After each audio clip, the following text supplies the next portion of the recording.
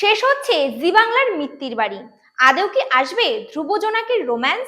জানালেন নায়িকা পারিজাত। জি বাংলার একাধিক ধারাবাহিক শেষের খবর নিয়ে তোলপাড় সোশ্যাল মিডিয়া। এমনকি টিআরপি টপার হওয়া জগদ্ধাত্রী পরিণীতা ফুলকিদেরও বাদ দিচ্ছেন না নিন্দুকরা। যদিও সেদিক থেকে দেখতে গেলে মিত্তির বাড়ির টিআরপি সত্যিই কম।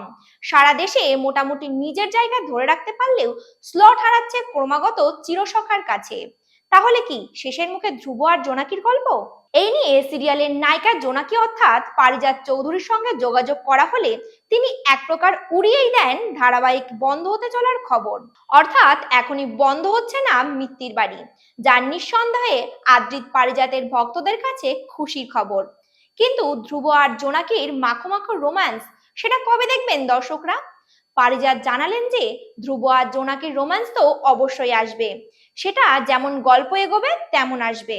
তবে আমার মনে হয় দর্শক এই মান অভিমানটা বেশি পছন্দ করে রোম্যান্সের চেয়ে। রোম্যান্স তো আমরা সব সময় দেখি, ভালোবাসা বলতে আসলে রোম্যান্স যতটা ততটাই মান অভিমান, যত্ন, একটা ভরসার জায়গা। এসব না থাকলে আর ভালোবাসা কিভাবে আসবে? আমার মনে হয় এগুলো ভালোবাসারই একটা পর্যায়। টিআরপিতে জলসাকে মাত দিতে কোনো ফাঁক রাখতেই রাজি নয় চ্যানেল, যদিও এই নিয়ে প্রকাশ্যে কোনো মন্তব্য করা হয়নি।